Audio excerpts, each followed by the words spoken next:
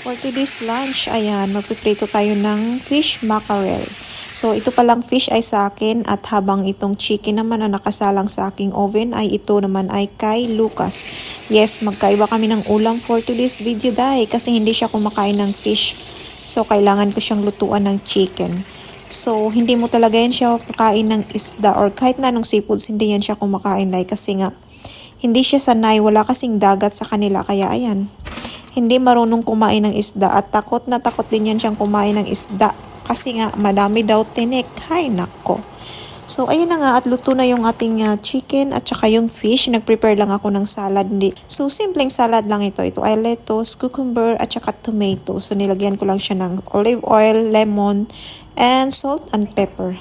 So ayan na nga at ready na ng ating lunch. So ano pang hinihintay natin?